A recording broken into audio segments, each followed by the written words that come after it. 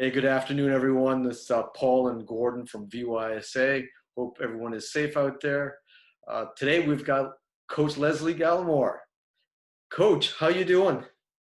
Good. Just here in Seattle, Just hanging hanging out out, in the Space hanging out Needle, underneath the Space Needle. right? Yep. Hey, Just living life on in front of a computer, as most of us are these days. Just wishing that there were real life coaches and players to be out on the field with. But I think I've enjoyed connecting with people all over the world, to be honest, through this medium, which has been cool. And I really appreciate you and Gordon inviting me today. it's great to have you. For those of you that don't know, just Google up this fantastic coach's name, and you'll come across 25 years as a Husky coach and 26. 26. Yeah, that was my 26th season last fall that I finished up with. Yeah. Well, that's fantastic.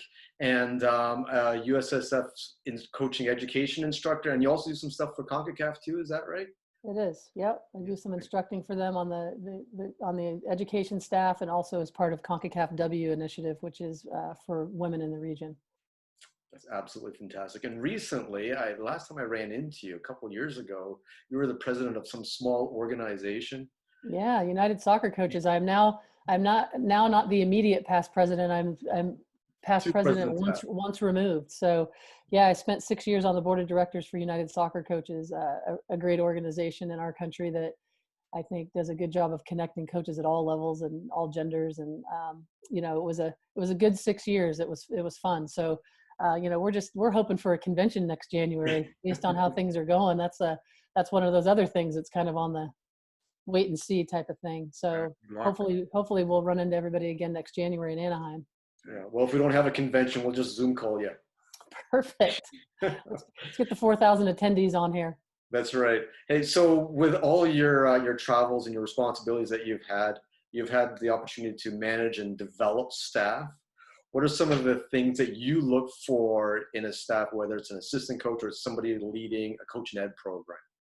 Yeah, it's such a interesting question, because that's one of those things that if I look back on my time as a coach, and I was at Washington for 26 years, I was at San Diego State for 4, and I was at my alma mater at the University of California, Berkeley for 4 as an assistant. So that's what is that? The 26 plus 34 years in Division I college women's soccer. So if I look back at the beginning of my coaching career and think of even put thought to that, it kind of makes me laugh, because you think you have it all dialed in. And this many years later, I'm trying to, I've had a lot of time to reflect during the pandemic, like a lot of us. I'm looking back on that exact question. And, the thing to me that has always been really important, even as a young person, I'll say, is to always surround myself, whether I'm the one choosing them or whether I'm putting myself in a position that I'm being, asked to join on a staff, whether it's an AD hiring me or a head coach asking me to come on staff. Just always surround yourself with people who you can learn from. And, a lot of times you'll talk about, as a head coach, when you're hiring a staff, that you want to have people that have a certain skill set that fit the sort of your game model and how you want to run your program and the culture of your program. Not necessarily like-minded, but at the same time, you have to have people that are on board with the way you want to do things. But you have to be comfortable. And the older I got, the more easy it was for me to be comfortable with people that challenged me. But definitely, around people who you can learn from is the number one thing. Is, I don't, as a head coach, I never wanted to be in a position where I was always the teacher, or always felt like I needed to be the teacher. And I wanted to learn from the people that I was around. I just finished a 4-year stint with an assistant coach who, she was coming from her playing career in the pro league, and as a former national team player, national champion at North Carolina 4 times, and someone who bounced around the women's pro league and had a lot of different experiences there. And I learned a ton from her in 4 years, and so for me, it was probably some of my most rewarding time as a staff to get her perspective from one, her age, her platform, where she'd been, who she'd played for, and all those different kind of touch points that somebody brings with them in their story is really important. And if you're going to hire someone, it's always been my belief that you have to let them be them if you want to have them have an impact in your program. So to me, it's bringing people on that you can learn from, and 2, trying to help them be better at the same time they're helping you get better, but complementing your own strengths and weaknesses in a way that's beneficial to the team is huge for me. Thanks, Leslie, Leslie. we have a lot of our technical leaders on the call. Mm-hmm. They oversee their own clubs. A lot of them also have their own teams that they're coaching, and so we're trying to help them with how to look at their organization and establishing a healthy culture. So not only a culture within inside their own team, but Mm-hmm. within their own technical team, administrative team, political team that's part of the organization. What are some of the aspects you could pass on to the group in terms of how you establish a healthy culture, and perhaps maybe how you hold some of them accountable? Yeah, this is interesting. This is such a not a short answer, because that's a loaded question, Gordon. It really is. There's two things I'll say. Is one, I think that communication is king or queen of everything, and if you are running any kind of organization, the leadership piece and what that culture looks like within your staff, for it to trickle down to your team or to your teams and coaches, and then to their teams in a bigger sense. The communication piece is just huge, and how you communicate, how often you communicate, how clearly you communicate, how you conflict manage. That's all a huge part of leadership. How you manage your own emotion, how aware you are of how you affect the other people around you is sort of the premise of all of it.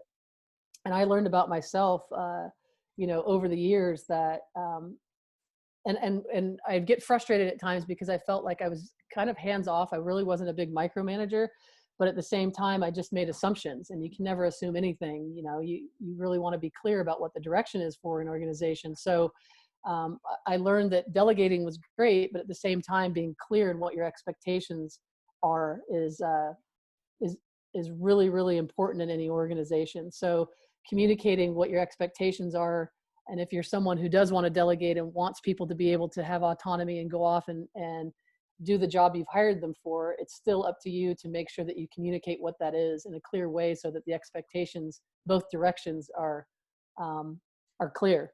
So, for instance, if an example would be if I were the director of coaching of a big club, and I were hiring someone to oversee sort of the technical development side of things, like literally teaching technique and from the ground up, from our youngest age group to our oldest age group. And my expectation was, because of this person's resume, that I knew that they knew what they were doing, and I'd seen what they'd done at other places, and that's why I was hiring him or her.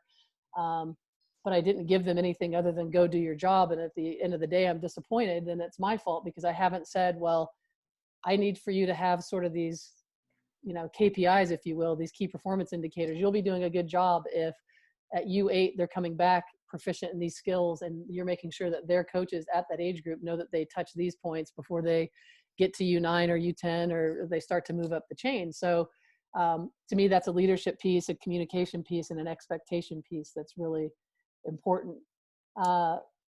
Leslie, let me just ask a kind of a one you've referenced earlier about conflict.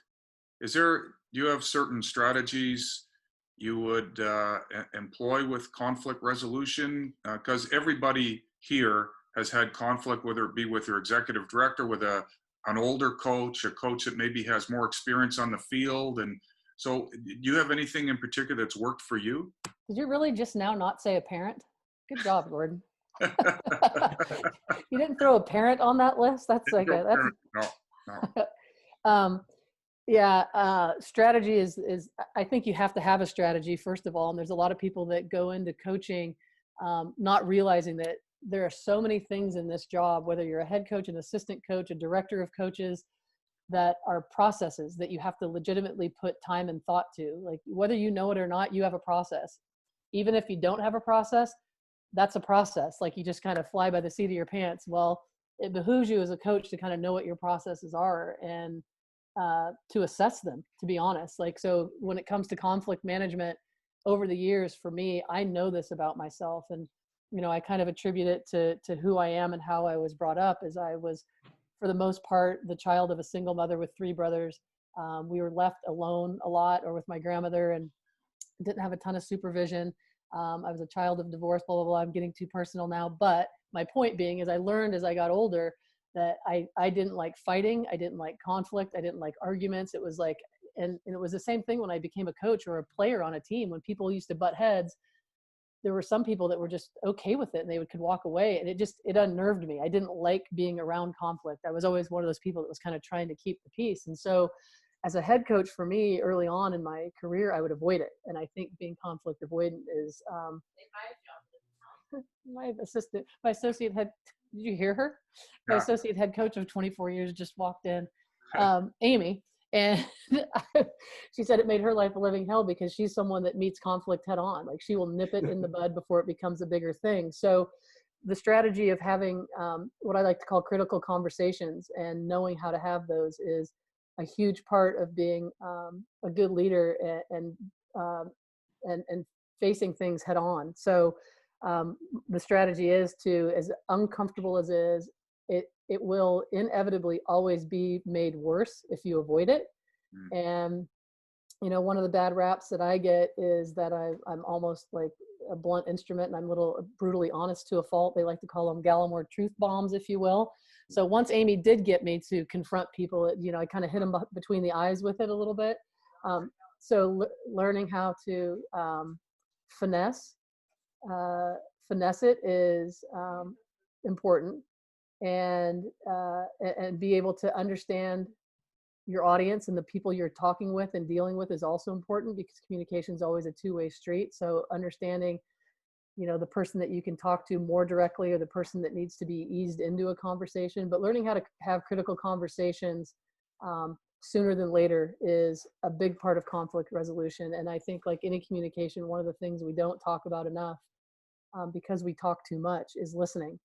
So